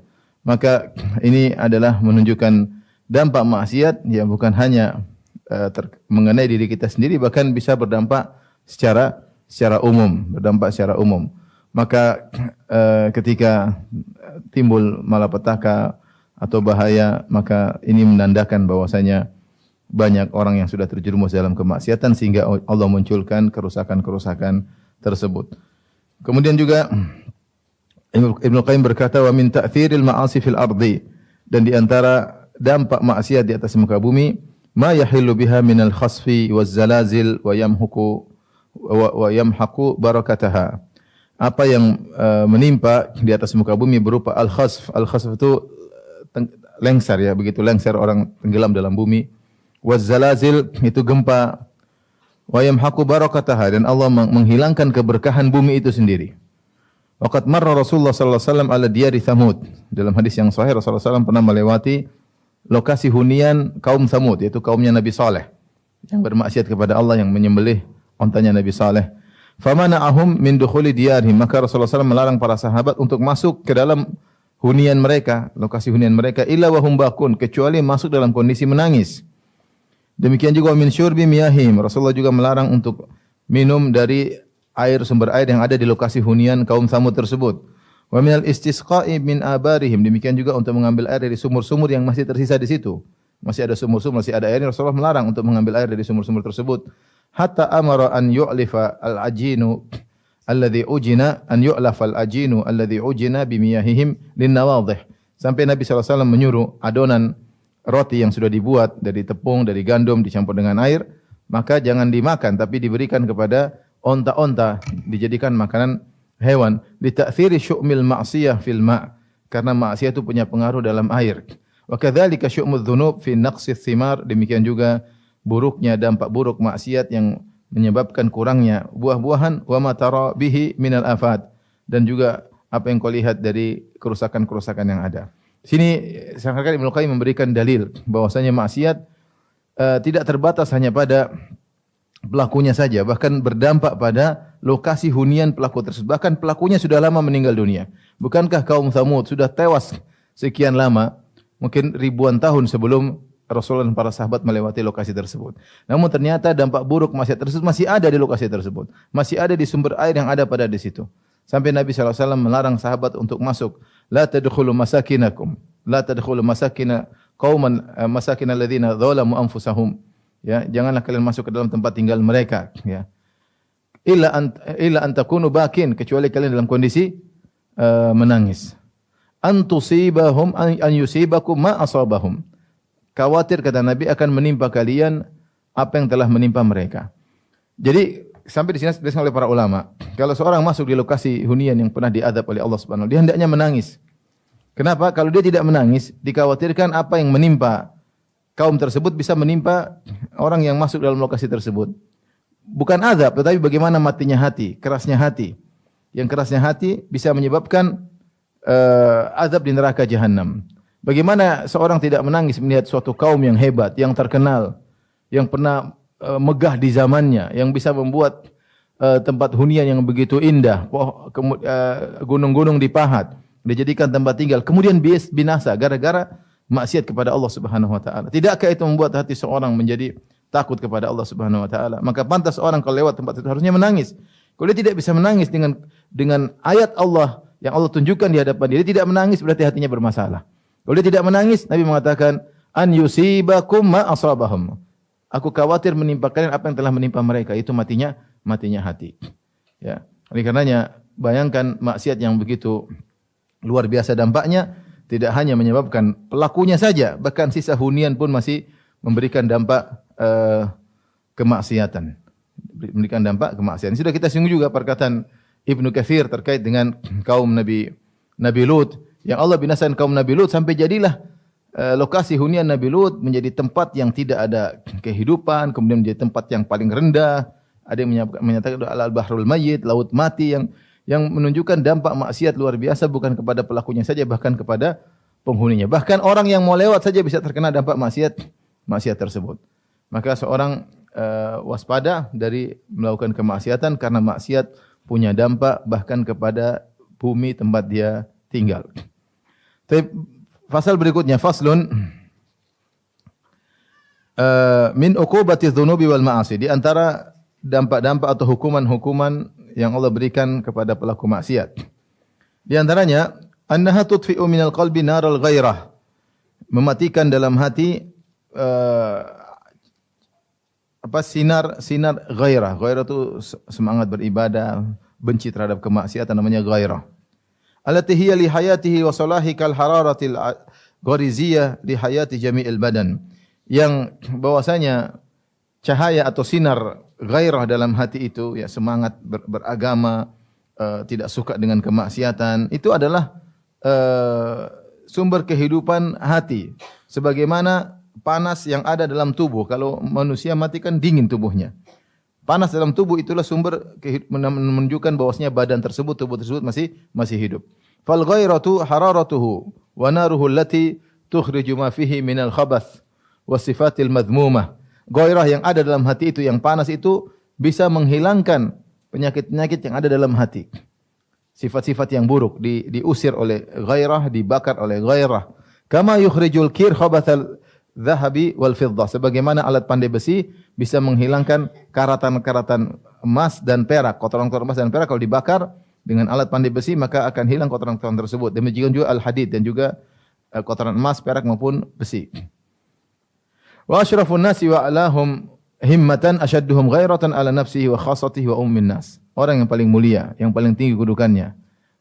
Orang yang paling mulia dan yang paling tinggi semangatnya adalah orang yang paling besar ghairahnya terhadap dirinya, terhadap khassatihi, itu keluarganya, orang yang sekitarnya, dan juga kepada keumuman manusia. Jadi kita ghairah itu apa? Lihat ibadah semangat, lihat maksiat kita ada kebencian, itu namanya ghairah. Ya. Dan itu kalau ada sifat itu dalam diri kita itu bagus. Karena kalau ada keburukan akan diusir oleh ghairah. Ya, ada keburukan karena dia suka dengan ketaatan dan dibenci dengan kemaksiatan. Tapi kalau orang suka bermaksiat, itu lama-lama redup mulai hilang. Lama-lama jadi biasa ya. Contoh misalnya sederhana, ada orang mungkin dia suka nonton film misalnya film Korea. Di situ lihat laki-laki perempuan pacaran. Lama-lama lihat anaknya pacaran biasa aja. Dia sering nonton orang pacaran. Lihat juga misalnya nonton film tersebut suami selingkuh, istri selingkuh. Lihat orang selingkuh biasa aja. Dalam film juga selingkuh biasa aja. Kenapa? Sudah sering dia melihat apa? Maksiat. Sehingga gairah tersebut hilang dari dirinya. Tidak marah, tidak murka. Anaknya canda-canda sama laki-laki, dia cuek-cuekin aja. Dia tidak cemburu, dia tidak marah. Ya. Kenapa? Karena terlalu banyak maksiat yang dia lihat, maksiat yang dia lakukan. Padahal kalau gairah sudah hilang, maka hati itu menjadi lemah, lama-lama jadi mati. Dan racun-racun bisa masuk mudah dalam hati tersebut. Wa fi sahih, dalam hadis yang sahih annahu qala, Rasulullah SAW bersabda di dalam Sahih Bukhari dan Sahih Muslim, la ahadun aghyaru minallah, tidak ada yang lebih besar gairah daripada Allah Subhanahu wa taala. Ya. Allah lebih tidak suka kalau ada orang bermaksiat. Min ajli dzalika harramal fawahish. Karena Allah memiliki sifat gairah, Allah mengharamkan perbuatan-perbuatan keji. Ma dhahara minhu batan, perbuatan-perbuatan keji yang nampak maupun yang tersembunyi. Wala ahadun ahabbu ilaihi al-udhru minallah, dan tidak ada seorang pun yang lebih mencintai uzur daripada Allah Subhanahu wa taala. Allah lebih suka memberi uzur. Min ajli dzalika arsala ar-rusula mubasysyirin mundzirin, karenanya Allah mengutus para rasul untuk beri kabar gembira dan untuk beri peringatan supaya uzur hilang, supaya hujjah ditegakkan. Wala ahadun ahabbu ilail madhu minallah wa min ajli dzalika athna ala nafsihi, dan tidak ada yang lebih suka untuk dipuji seperti Allah. Oleh karenanya Allah memuji dirinya sendiri. Allah suka hamba-hambanya memuji Allah Subhanahu wa taala. Taib, di antara yang jadi perhatikan dalam hadis ini adalah la ahadun aghyaru minallah, tidak ada yang lebih gairah daripada Allah, makanya Allah mengharamkan perbuatan-perbuatan keji. Jika dalam diri kita masih ada kebencian terhadap maksiat, enggak suka lihat kemaksiatan, itu berarti hati kita masih hidup, panas hati kita masih ada. Tapi kalau sudah hati kita mati, lihat orang maksiat biasa saja, dingin saja, ya, hambar saja, ini masalah. Berarti kita terlalu banyak maksiat. Wa min uqubatiha, di antara hukuman terhadap akibat maksiat, dhahabul haya alladhi huwa maddatu hayatil qalb. Hilangnya rasa malu yang dia merupakan sumber kehidupan hati. Wa huwa aslu kulli khairin, dan rasa malu adalah asal dari segala kebaikan. Wa dhahabuhu dhahabul khairu ajma'ihi, dan hilangnya rasa malu maka hilanglah seluruh kebaikan, totalitas hilang semuanya. Wa fi sahih, jadi dalam sahih dari Nabi SAW beliau bersabda, al-haya'u khairun kulluhu. Rasa malu adalah kebaikan seluruhnya. Kata Ibnu Qayyim, kalau seorang sering maksiat maka rasa malunya semakin berkurang, semakin tidak punya malu. Kalau semakin terus bermaksiat, malunya hilang. Kalau malunya sudah hilang, maka kebaikan seluruhnya hilang darinya. Wa qala sallallahu alaihi wasallam, Rasulullah SAW juga bersabda, inna mimma adrakan nasu min kalabin nubuwatil ula, di antara nasihat-nasihat yang didapati oleh masyarakat dari nasihat perkataan para nabi sebelumnya, artinya nasihat ini bukan dari nabi saja, bahkan sudah ada sejak nabi-nabi sebelumnya. Idza lam tastahi fasna' ma syi'ta. Kalau kau tidak malu, lakukan yang kau kehendaki. Kalau tidak punya malu, silakan lakukan apa yang kau kehendaki. Wal maksudnya anna dzunuba tudhaiful haya'a minal abdi. Sungguhnya dosa-dosa yang dilakukan akan meredupkan rasa malu dari hati seseorang, dari hamba. Hatta rubbaman salakha minhu bil kulliyah, dan bisa jadi rasa malu tersebut keluar darinya secara totalitas. Hatta innahu rubbama la yata'atharu bi ilmin nas bi su'i halihi, dan bahkan bisa jadi dia tidak terpengaruh meskipun orang-orang tahu tentang buruknya kondisi dia tidak ada masalah. Kalau orang kan kalau melakukan maksiat malu dilihat orang. Orang melakukan maksiat malu didengar orang. Ini cuek aja, cuek bebek. Orang-orang tahu enggak ada masalah. Kenapa? Rasa malunya sudah hilang. Wala bitila'ihim alaih, dan dia tidak perlu orang-orang lihat dia, apa yang dia lakukan. Bal, kata Ibnu Qayyim, katsirun minhum yukhbiru an halihi wa qubhi ma yaf'alu. Bahkan banyak di antara mereka saking tidak punya malunya justru mengabarkan kepada orang lain tentang maksiat yang dia lakukan, tentang keburukan yang dia lakukan, bahkan dia bangga akan itu semua. Wal hamilu lahu ala dzalik. Ini perkara yang aneh. Ada orang kok bangga dengan maksiatnya, cerita tentang maksiatnya. Kok bisa demikian? Faktornya adalah insilahuhu minal haya, karena dia sudah lepas dari rasa malu secara totalitas. Wa idza wasala al-'abdu ila hadhil hal, jika seorang hamba telah sampai pada derajat ini, tidak punya rasa malu, lam yabqa fi salahi matma'un, maka tidak diharapkan lagi untuk bisa baik kembali. Wa min uqubati dzunub, dan di antara dampak dari maksiat, annaha tud'ifu fil qalbi ta'dhim ar-rabb, ini bahaya ini. Membuat hati menjadi lemah dalam mengagungkan Allah. Ini masalah sekarang kita hadapi. Kurang mengagungkan Allah Subhanahu wa taala. Orang kalau mengagungkan Allah, dia mendengar azan dia langsung berangkat untuk salat. Dia ada pengagungan. Mendengar Allahu Akbar, dia mengagungkan Allah. Mendengar ayat dilantunkan, dia diam mendengar. Ada pengagungan terhadap Allah. Mendengar hadis qala Rasulullah sallallahu alaihi wasallam, maka dia serius mendengar. Ini utusan Allah yang sedang berbicara, ya. Tapi itu mulai redup, mulai hilang. Dan itu bahkan menimpa kepada sebagian para pelajar yang belajar agama, belajar materi, ngerti teori, tapi pengagungan terhadap Allah kurang. Malas-malasan, ibadah malas, bangun malam malas, ya. Dengar azan asal-asalan, nanti sudah qomat berkemudian buru-buru pergi ke masjid. Ini menimpa banyak orang. Bisa jadi karena maksiat yang mereka lakukan. Karena kalau maksiat dilakukan, pengagungan terhadap Allah semakin berkurang, ya.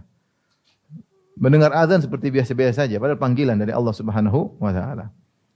Wa tud'ifu waqarahu fil qalbil abdi wala bud, dan akan meredupkan, melemahkan keagungan Allah dalam hati seorang hamba, dan pasti terjadi. Orang yang maksiat pasti pengagungannya terhadap Allah semakin kurang. Sya'a am aba, dia mau atau tidak mau, pasti pengagungan terhadap Allah berkurang.